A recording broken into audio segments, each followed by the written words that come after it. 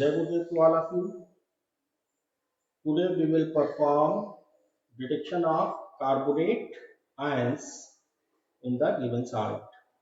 So there are two type of salts of carbonate. One has soluble carbonate and other has insoluble carbonate. जैसे हमारे पास दो salt हैं, एक lead carbonate है और दूसरा सोडियम कार्बोनेट है। अगर हम इनको वाटर में डिजॉल्व करके देखेंगे तो सोडियम कार्बोनेट वाटर सॉल्युबल है Na2CO3,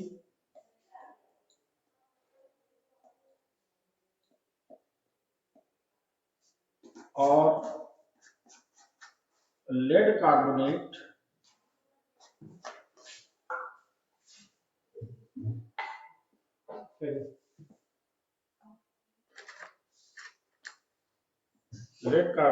जो है वाटर इनसॉल्युबल है।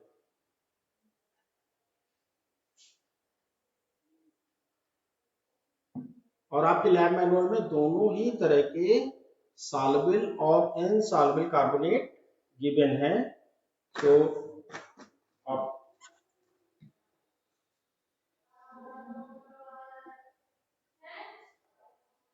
थोड़ा सा पानी है।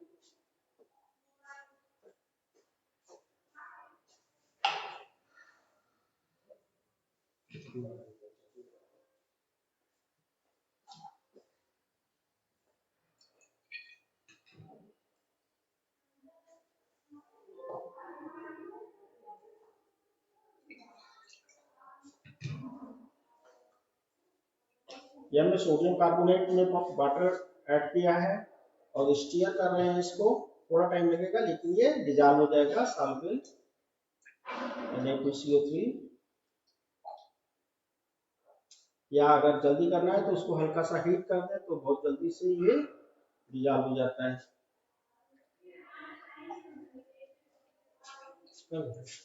और दूसरा हमने लेड का कार्बोनेट लिया, इसमें वाटर ऐड किया, लेकिन ये डिजॉल्व नहीं होगा। आप कितनी भी देर इसको स्टीयर करेंगे या हीट करोगे तो भी डिजॉल्व नहीं होगा। ठीक है, तो ये इनसॉल्युबल कार्बोनेट है और इसमें सॉल्युबल कार्बोनेट है जिसको हीट करके देख ले रहे हैं।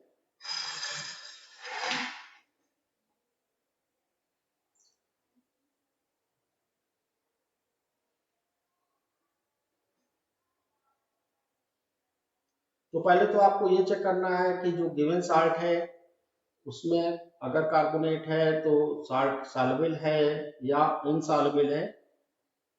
डिजॉल्व हो गया पूरा। अब हम दो टेस्ट ट्यूब लेते हैं।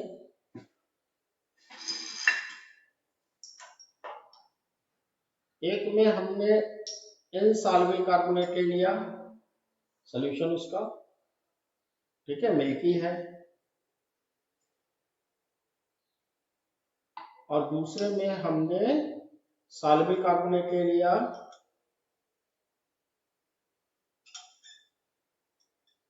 जिसका सॉल्यूशन क्लियर है। एक क्लियर सॉल्यूशन है, एक मिल्की सॉल्यूशन है। तो इससे पता लग रहा है कि ये सॉल्युबल कार्बोनेट है और ये इनसॉल्युबल कार्बोनेट है। अब अगर हम इसमें कोई भी एसिड डालें दोनों में तो ये इंडिकेशन होगा कार्बोनेट में जब आप एसिड डालेंगे तो brisk effervescence होगी, fizzing occur and CO2 gas will be evolve. तो हम नाइट्रिक एसिड डाल रहे हैं इसमें क्योंकि HCl में लेड जो दिया गया है ना, लेड क्लोराइड के साथ, तो लेड जो है व्हाइट प्रेसिपिटेट बना लेगा, इसलिए हम लोग नाइट्रिक एसिड में देखते हैं। और हमने आपको बताया था कोई भी एक्सपेरिमेंट बिना टेस्ट ट्यूब होल्डर के परफॉर्म ना करें। पहले क्योंकि हम एसिड जब डाल रहे हैं तो ये थोड़ा सा तो पहले इसमें करके देखते हैं। एसिड डालेंगे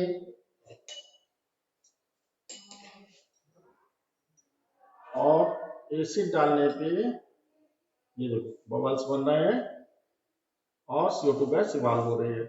तो यहाँ पे कार्बोनेट का एक अच्छा सा इंडिकेशन है, आप यहाँ पे लिख सकते हो CO3 2 नेगेटिव में भी, ठीक है। दूसरे वाले में भी अगर हम देखें जो इनसॉल्युबल कार्बोनेट है,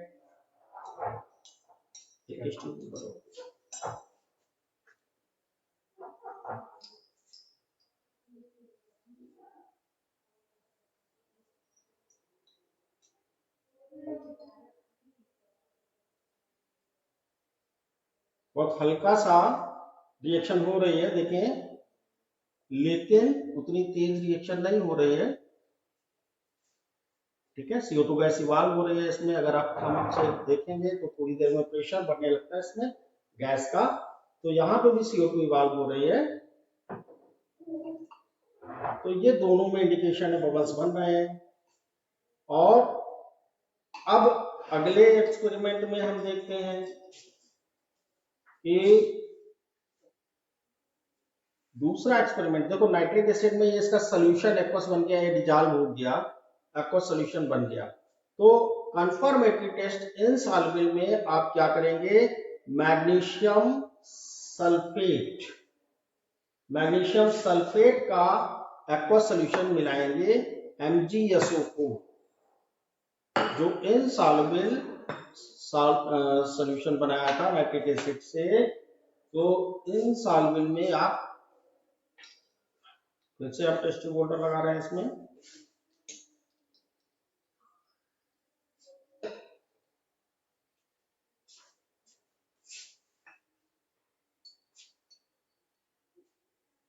तो white precipitate of magnesium carbonate, देखो फिर से मिल्की हो गया ये।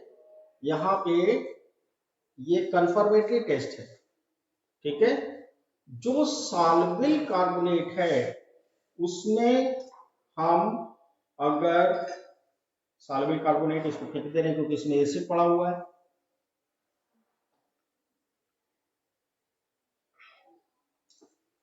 सॉल्युबल कार्बोनेट फिर से ले लिया हमने, सरफेनॉक्सीन।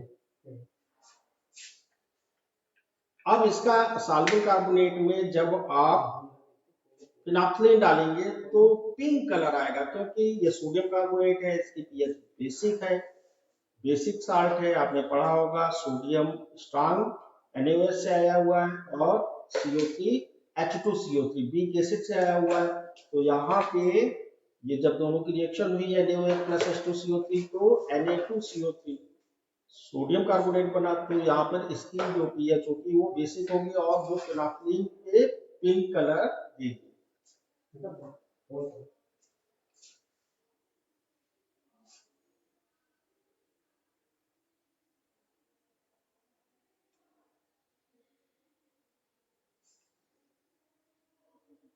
देखा तुरंत पिंक कलर आ गया, तो फिनॉक्सीन का आप दे सकते हो। हालांकि पिंक कलर थोड़ा स्लाइटली आना चाहिए आपका इनसॉल्युबल वाले में, लेकिन इतना डार्क नहीं आएगा। देख लेते हैं करके।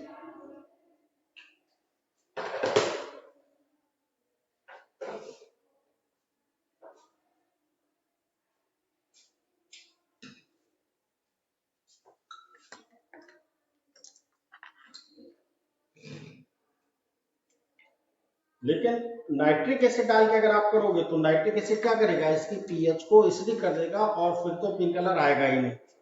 तो सीधे ऐसे ही हमने इसका सॉल्यूशन ले लिया और इसमें हम हल्का सा लाइट पिंक कलर आ गया है। तो यहां से ये आप समझ सकते हो कि जो इंसॉल्युबल कार्बोनेट होगा उसमें बहुत हल्का सा लाइट पिंक कलर आएगा और जो सॉल्युबल कार्बोनेट होगा वो डार्क पिंक कलर दे देगा। यहां से हम लोग CO3 2 नेगेटिव कंफर्म कर लेते हैं। लेड का डिटेक्शन हम लोग पहले ही कर चुके हैं और ये उसके साथ में लेड कार्बोनेट पूरा साल्ट हो गया। लेड का Pb2 पॉजिटिव और CO3 2 निगेटिव की अलग अलग टेबल बनाएंगे। तीनों में एक्सपेरिमेंट, ऑब्जर्वेशन है, रिजल्ट या इंफरेंस। दोनों टेबल को बंद करने के बाद में नीचे आप रिजल्ट लिख देंगे। Pb2 positive and CO3 2 negative ions are present in the given inorganic salt, so the salt is PbCO3 lead carbonate. Okay, अब हम लोग नेक्स्ट वीडियो में कौन सा करेंगे, कॉपर का।